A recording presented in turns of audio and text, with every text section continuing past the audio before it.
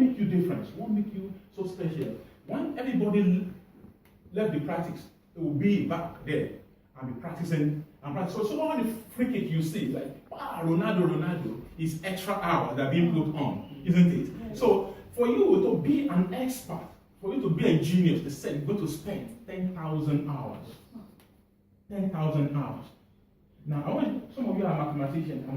I'm so good in mathematics that I don't like to hear about mathematics in the morning. You know, it's not godly to be speaking about mathematics in the morning or Sunday morning. So I don't want to go into that. So you can calculate that 10,000 hours.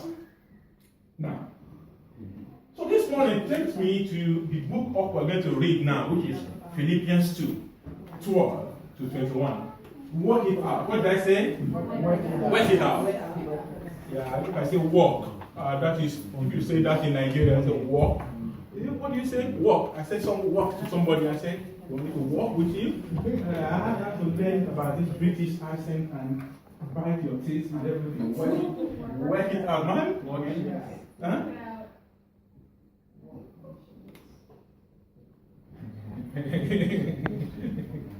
Amen. Now, are we there? Philippians 2, 12 to 21. Right? Please, can you read it, please? Philippians 2, if you say it, please.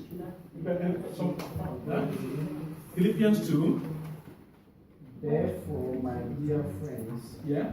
as you have always obeyed, not only in my presence, now much more in my absence, Okay.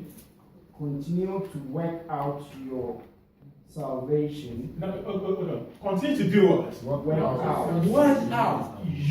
Work out your salvation in what?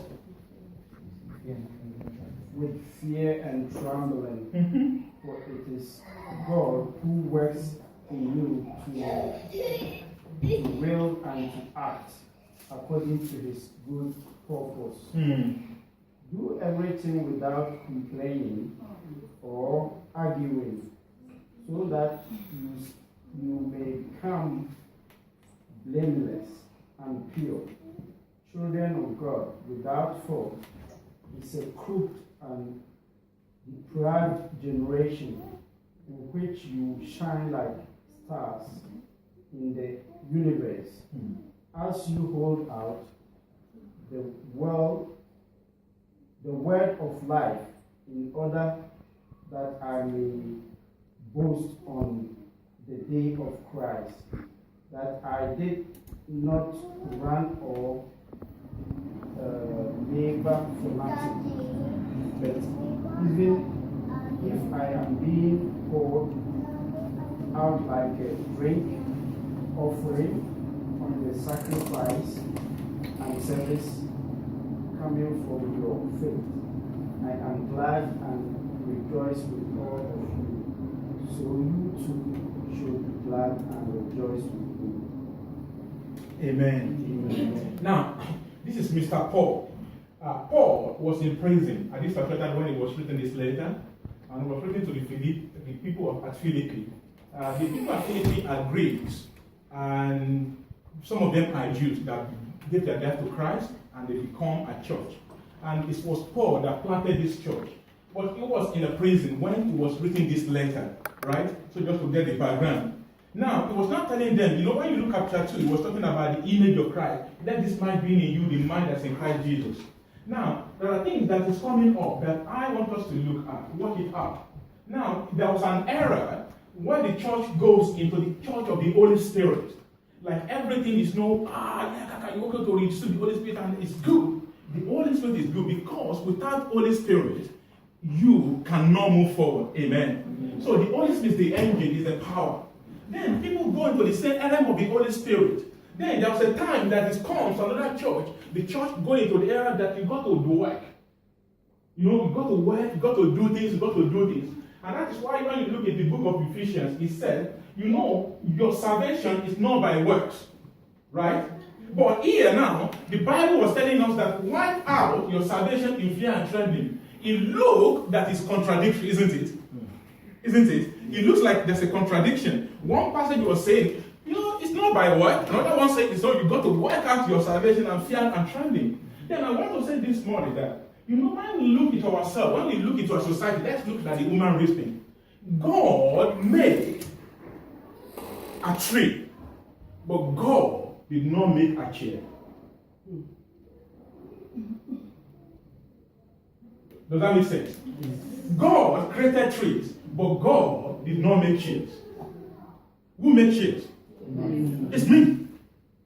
No, I don't make one, but let me take that glory that I take one. Now, God did not make plane, but He provided the what? The raw materials. Right? So when you look into the everything, you got the power of the Holy Spirit here.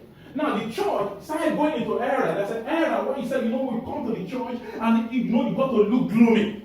When you look so gloomy and you receive the Holy Spirit and you are soaked in one corner, then people say, wow, this is a Christian. Wow, this is a Christian. And we got a set like that. Then we got a set that says, you know what? I don't care about what the Holy Spirit looks like. I just want her to do what? It's just to work and do what I don't forget. But now, Paul was not, there's no contradiction here. Now, there's two words I want you to play out this morning.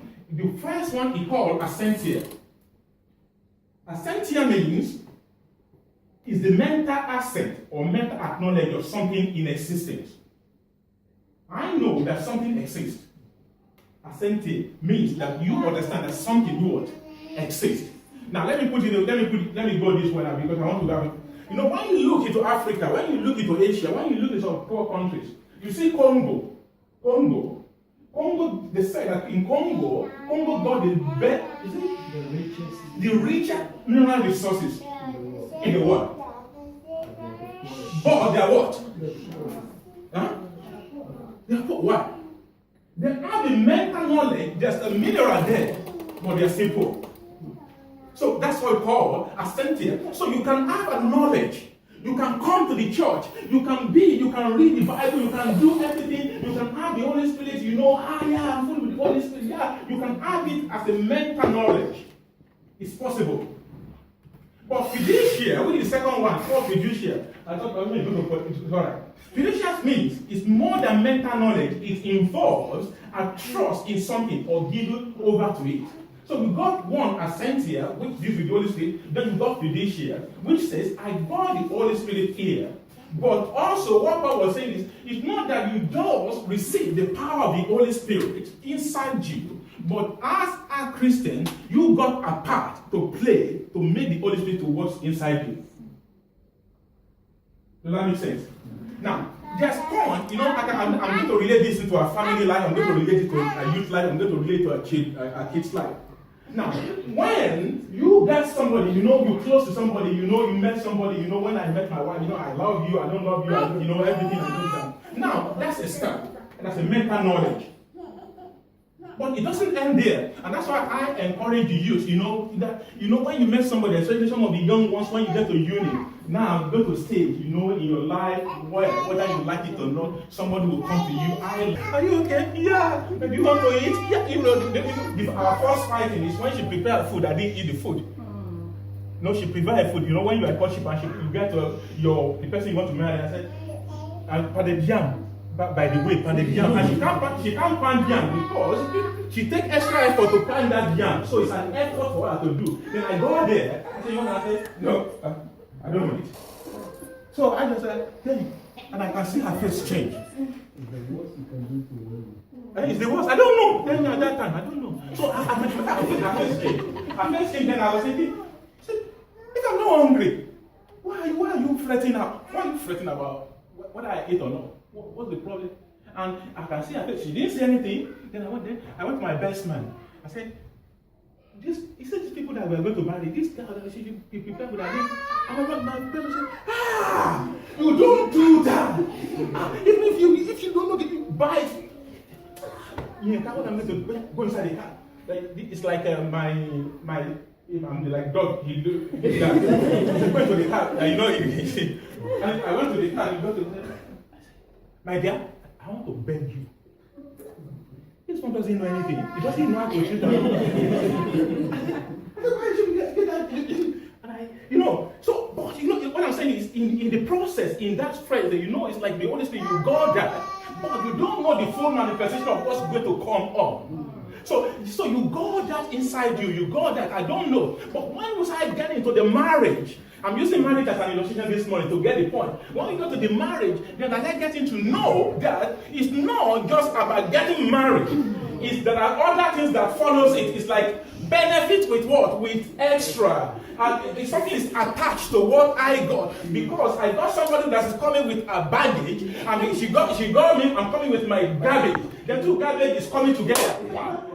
Then we go to the church, right? Oh, garbage, everything comes together. Then the person I got married to, is this the person I got married to? This is the sister I saw in the church. When did I see the, hallelujah. And this is the brother. I'm the deliverance minister. Whenever I speak in the church, everybody, I'm very young there, but I'm passionate. But if I go to a sister then, if I say, God says, they don't question it. It's God says. Though I didn't go to any sister because at that time I didn't even remember that I need to marry. Everything is just about God. Now, so there's a garbage, everything that comes together. And everything comes together, and I was thinking, so I don't know. I found myself in everything. I don't know how to work it out. I don't know. But I got the power of the Holy Spirit inside me. Don't get me wrong. I'm a Christian. But it's not just about this spiritual aspect, but also that a part as a being. Love isn't enough. You got to do what? To work it out. You got to work it out. It's very easy to sit down someone and say, you need to believe in God. Believe in God. Well, in the book of James, it said, even the devils knows about God. Yes. So what are you telling me? Even the devil knows what you are saying. Go to the street now. You don't have to sit in the church to know about the Bible. Because it's what? It's mental knowledge. So the church the Bible can become a mental knowledge to you. Did you know you can be in the church and be a part of it. You can be born in the Christian family. It doesn't really matter. But it can become a mental knowledge. That's the same thing. But fiducia is when you start to get to a stage in your life. That's what Paul was saying. He said in the book of this book, he said, "What are to show the result of your salvation? Obeying God with deep reverence and fear, for God is working in you, giving you desire and the power to do what pleasing. God is working in you, so you can't work things out without God do what? What's in you. So you got the Holy Spirit that is like engine, but you as a part, you are partner with God. And that's why I ask people when they say, God, make me holy. God, it's a wrong prayer because God is holy. God is holy, the holiness of God is there completely. So it's you that you're supposed to do what? To step into the holiness of God. Because God is holy. When you say, God, give me a love. No, God is love. It's you that is do what? You're supposed to do what? Step into the love of God. So when we're talking about relationship, about God, the Holy Spirit and the Word, so one thing is not contradicting. What he was saying is when you have the Holy Spirit, that is cool. Say that is cool. Yeah, I like I'm trying to learn American accent, but I'm not even get clear. I don't know why I like American accent. Is it what is cool, huh? Cool. It's cool. So how do you say it's in British then? It's not the same. So you see, when you say it, like you say in Swiss, is it the same? Yeah. Okay. So you got this. So start getting like, how do I work this thing out? How do I work? And now it's a process. When as a family, as a church, or individual, then you start getting to know, like, okay, I'm living with somebody at school in Warwick University. I'm from Nigeria, and somebody is coming from Ireland. Somebody come from America, and you gather yourself in the hostel. You know where you are coming from. Your parents, they make the house neat for you. Your toilet is very, very neat. When you want to go to the toilet, two toilet roll, everything is immaculate. Nobody touch your toilet, but you find now you find yourself in a confined space with the power of the Holy Spirit. Ooh, everything will work fine. Hallelujah. No.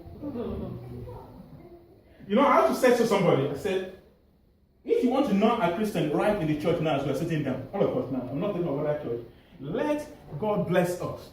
We got 10,000 pounds, all of us take 2 weeks holiday. And we'll tell them we're going to be in dormitory together. We're going to share the same toilet together. All of us, or everyone is there. Then you will know who is Christian among us. Huh? You will know. I'm not talking from just I've been it.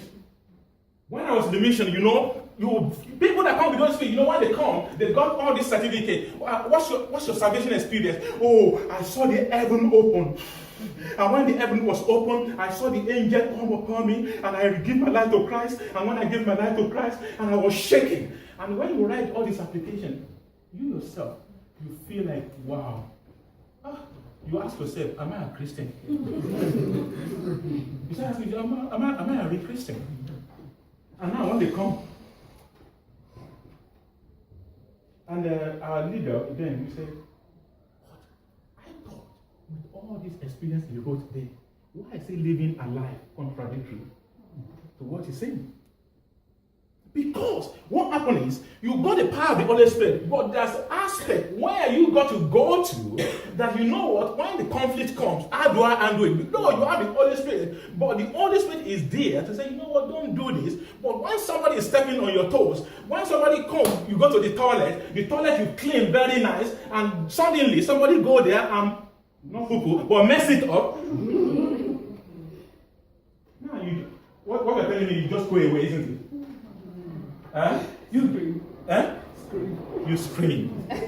Then I've seen Christians, I'm not talking of unbelievers, I've seen them fighting over trivial issues. There was a guy who wanted to go for outreach, for preaching. And we pray, Holy Spirit comes, Holy Spirit, we will need you. We cry, oh God, what to do? And this lady left. She left her cup on the table. And I got a guy from Nigeria, Pastor Iteme. And you know what he did? He went to this lady's cup and he took the cup. And he was drinking, and the lady comes and says, oh, who stole my cup? And Iteme says, I didn't steal your cup. I'm using the cup. You didn't ask for me, why do you steal the cup? Iteme says, you are calling me a thief? Now, 5 minutes issue, we can't go for outreach for the whole day. Because Iteme was saying, you know what? Excuse me, sir. What's the dictionary, Oxford Dictionary of stealing? What's the dictionary meaning of stealing? Tell me. He said, it's a thief. He's calling me a thief.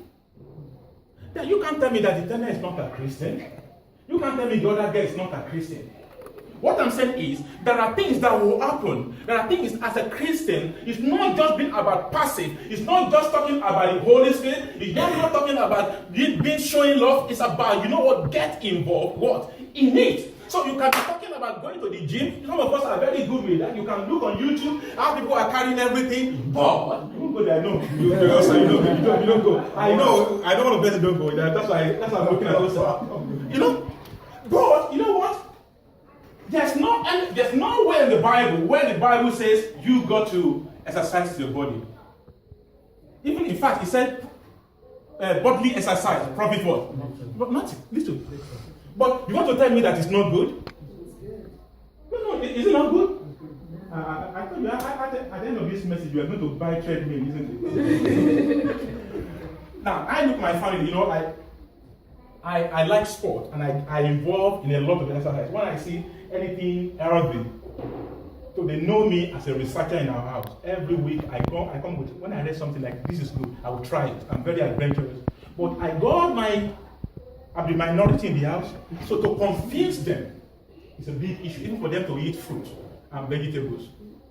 So I said, okay, try this. So my wife said, whenever you start saying all these things, that means you find another research, what is going on. I saw this thing, if you eat this fruit and this fruit together, they said that it's going to give you a wings. So whether it's lying, I just want to try it. You know what I said? I'm kind of that person. But it takes time. It takes time for me to convince them. But now, actually, I'm the one that's lagging behind. All of them have catch the fever now. Do you understand what I'm saying now? So it takes time. And it's like your kid. You give them food. Do they want to eat it? No. So what do? No, and I find another way. I say, okay, I'm just using something you can understand into spirituality. You know what I did? I said, okay, if they don't eat fruit, because when I prepare fruit, fruit is expensive in this country. You can buy McDonald's £5, you'll be full, isn't it? But to go to Asda, it cost me about £15, £20 to buy a fruit. So when I get to work, when I receive my phone call, you know what they always say? Daddy, you want to ask about the fruit. We've ate part of it. Then I get annoyed. Why will you eat part of the fruit? I want you to eat all the fruit. So I think, what can I do? I bought a blender. And I started making smoothies. And they get into the smoothies idea. Right? And I started taking smoothies. So now they started making smoothies themselves. So, but I don't wait. I need to do what? Put an effort into things. So it's like a relationship. It's like you say you love me. How will you love me if you don't show it to me that you love me? Oh, excuse me, let's be real. You are telling me, you come to me this morning, like, I love you. Huh? I love you. You come tomorrow, I love you. Love is an action. Love should be all around. Love is something you have to get involved with somebody and show them that you really love them. So you can say we have the Holy Spirit, come to the church every Sunday, I got the Holy Spirit, but you don't know anything about me. What's the love? So we can easily come every Sunday and become like a charity organization. It's like a football stadium, isn't it? At the football stadium, what happens at the football stadium? Not only what? When you go to football stadium, you got lifelong friends for 45 minutes. 45 minutes, you know that? Because the person you don't know said, how are you? They will chat, they will hug. And the church can become like a football stadium. Every Sunday I come, how are you? Are you okay? Next Sunday, how are you? Are you okay? But I know all of us are busy. I'm just using all this as an illustration. I know that things are tight. But what do you know about me? What do I know about her? And there's no time, isn't it? By the time you start on Monday, by Saturday, you are what? Exhausted. But thank God for technology. Call me. Call her. Call her. How are you? How many minutes does it take? Less than a minute. So you got to do what? Work it out. Relationship is about do what? Work it out. It's not just about, I like prayer, I like all this, but I believe, for me personally, that's the way I grow, and that's what I believe. And that's the root. I believe in praying, I believe in the Holy Spirit, but I believe more in reality. I want to know who you are. I want to spend time with you. And that's what Jesus came to do. Forget about anything. Jesus do what? Spend time with who? With disciples. So if you don't spend time with your partner, how are you going to know that person? Every day when you get home, you go back to the football stadium, you have your friend. How are you going to know that person? You can't know that person, isn't it? You can't. The only time I got to know my wife is when it's not that I really want to spend time with her. She's not, how would I say this now? She's gentle, only gentleness. You know what I mean, only gentleness. But when she wants to bring things into your brain, it's very gentle. She'll be hammering like it's like all this classical music. It's like like a thing. And it goes on. I was thinking, oh my God. Oh my God. Until we get it. Yeah. And some of my friends, I know some of my friends now, some of them will be laughing, but I know, they know themselves. Oh my God. Why is she saying all these things now? Just say what you want to say. Hey dear. And I'm thinking, no. But I was forced not by my own volition, because I find myself where I cannot run away. So I have to learn how to do what? Work it out. I have to learn how to spend time with people. I have to learn how to call people. I have to learn how to. You know what? I was brought up to have my space. That's the way I was brought up. But I have to sacrifice. I have to sacrifice my space. I have to sacrifice my time. You can never be a people's people if you don't sacrifice. You cannot carry people around if you don't do what? You can't sacrifice. Everything's about what? Sacrifice. So you got to do what? Work it out. Now I'm bringing it back now. It says, do everything without what? Complaining and arguing, so that no one can criticize you. What? Live clean, innocent life as children of God, shining like bright light in a world full of what? Crooked and perverse people. Hold friendly to the word of life. 17, but I will rejoice even when I lose my life, pouring it out like a liquid offering to God, just like your faithful service is an offering to God. Now, I think I've touched that. Do everything without what? Very simple, isn't it? I doesn't want me to point to him. Do everything without what? Complaining. Oh, hey man, I don't complain. Do I complain? No. You can't say it anyway, so be godly. So I don't complain. Do everything without complaining. It's very easy to say, do everything without complaining. When you get back to school, right? Do everything without what? Without complaining. Very easy, right? No, because you know, we got this nature there that is fighting against the power and the release of the Holy Spirit inside you. You want to complain, you want to argue, you want to make your way, you want to do everything. What the Bible says, the God says, Paul said, you don't do everything without what? Without arguing and do what? Complaining. Because you know why he said that? Because when you are working things out, right, it can be frustrating. That's what he was trying to say. It can be frustrating because the that person you are trying to bring back to your side may not get what you are saying. Some people are mental as Cynthia. They got this thing there. They can argue. They can, no. Why? Because I remember when I want to start the church. That's what I'm going to end up now. I remember when I went to start the church. Perfection. Though she was brought up in mission field, we went to mission together. At the age of 16, she decided to want to go to Uganda on her own on a mission trip. But when I want to start the church, she can't understand. Daddy, why on earth you want to put yourself in this kind of problem? Why do you want to start church? Why don't we just remain as what we are? But you would think it's very easy to, naturally it's supposed to go even through, isn't it? But do you think it's very easy for me? No. There are days we cry. I cried with my wife in the bed and said, this girl, she was brought up. She was brought up as a Christian. She was brought up. What's wrong with that? She's not that she's not a Christian, but she can't get why. What is going on? But it takes a lot of work. I have to work it out, persuasion. I have to say, you know what? Okay, this is, and it started going to argument a little bit. Like there was a day I said, what's wrong with you? Are you not there? Then I asked her, tell me. Then I asked her, are you really saved? And she looked at me and said, okay, you know what you're going to do? You tell me where you want to go on Sunday. I will drop you there. Then we'll go on our own way. And she said, you can't do that to me. Because I said, why? I said, because of my dad. I said, no, from now on, take the dad thing, you put it in the, you go that way, I go that way. So when we finish, we do what? We come back. But I remember one day we went to a coffee shop. And we started in a coffee shop.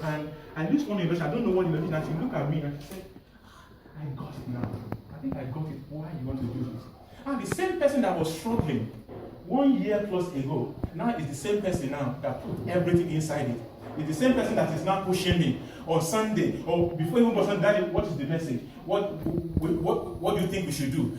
So they push me like, even now, sometimes I feel like, hey, hold on. I got my life as well. You know, it's like, you know, so it's like, Prophet working, Daddy, have you prepared this? Have you prepared? You know what? But it takes time. So sometimes relationship takes time. But you got to do what? Work it out. Because you might be here, and the next, your dude might be, is it dude? You know what I mean? You might be here, the person might be here. But how do you take this person here to this here? That doesn't mean that this person doesn't have the Holy Spirit. You know what I'm saying now? So that's why he said, work your salvation in what? In fear and trembling. Because if you don't do that, argument will set in. Dissension will set in. A lot of conviction will set in. And that's why we see a lot of things, even in the church, forget about it, where we work. There's a lot of things where we see a lot of problems. Because some people, it takes them time because they are very logic people. And when you work with logic people, like someone like me, let me use an example. I'm logic, but I'm very quick. So I see 1, 2, 3, 4, A, Z. So I need to get to the Z. I see myself as Z. Then, but my wife, she's when you talk about A, how do you want to get to C? Then I get frustrated because, hold on, you are Christian, madam, so you don't understand what I'm saying, but I get to learn to do what? To take people into process as well. Does that make sense? I got to learn how to take people into process because you might be thinking, maybe the way you think is very quick, but the other person doesn't have knowledge. It's just that we think in a different way. That's why the Bible says, work it out. So this morning, as I'm going to round up, when you get home, you go to Argos, buy treadmill, buy all gym equipment, go on it, and do what? Or work it out. So as we want physical thing, we do also spiritual thing. God wants us to work it out. You know, I told them at work, one of them said, why you finish work and you are going for swimming? He said, this is a kind of committing suicide. I said, I will not commit suicide in Jesus' name. But I know what it takes for me to work every on night shift. But I know that if I don't do that, in the next 5 months, I will become like a pig. I need to work my body out. It's beneficial for me. You know what I'm saying now? I need to work it out. Also, spiritual thing, you know to what? To work it out because it's beneficial for you at the long run. So I want to encourage us this morning. You do what? You work it out. Now, I'm going to read the scriptures. No, not really. The question I'm going to ask you this morning is, what are those things in your life that you need to work out?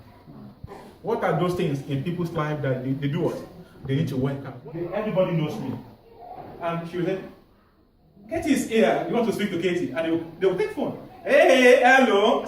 Then I change. Because for me, I'm relevant. You know, if I get into 16 years, she's laughing. If I get to their midst, I behave like them. Yeah. And, sometimes there's one day I put a shirt and she said, what? He said, Daddy, this is like 16 years old. I said, yeah. He said, no, what you wear, you're going to change it. You're going to put them. I said, okay, thank you. So I go there and I blend with them. And I talk with them. How are you? How are you? Are you okay? And I understand their language. You got to be relevant. Yeah, you got to be relevant. Because otherwise, we create this gap. Like, you get to 40 years old and you think you are 70 years old. So you got to be relevant. So you can ask her, or there's no one of our friends that won't want to speak to me. Even when I meet them on the street, they will go and tell, we saw your daddy today. I will engage them. How are you? Are you okay? What's going on? Tell me. Tell me. What are you? And they will say, your daddy is cool. Yeah, I'm cool. I said, I'm not cool. I'm saying, your daddy is cool. I said, yes, I'm cool. And when I get to 50 years group, those are the dull ones. You don't want to. Are you okay? We don't have this language we can speak anymore. It's so dull. So that's why I like to be among the youth. You know, you're going to say now. So we need to work it out. got to be relevant. Sometimes you say, you know, leave those two people. Don't, you know, I don't want to relate with, you know, they will, what do you call it now? They will disrespect you. And so what? Huh? They won't disrespect you if you honor them. Get to know their word. Amen. Amen. So with God, these young people in our midst, I've said it ever since. How many of us here in this church have ever get their number to call them? You say, you see? How many of us have ever asked them and said, okay, I just want to know you. I want to go out with you. I want to have a chat with you. Have I gone with coffee with you? No, the day I want to go, you disappointed me. I came to your house. I came to your house. Yeah. I came to their house, but I won't reveal everything that followed. Yeah. So I don't. So I want to, I want to spend time with people. I want to know people. That's how we can move. We've got to do what?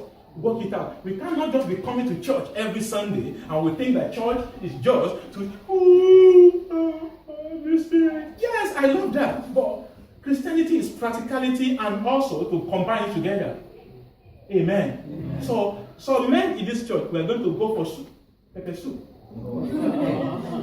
I'm just making an announcement. I don't know why I'm talking about. So we're going to go. Amen. Let's pray.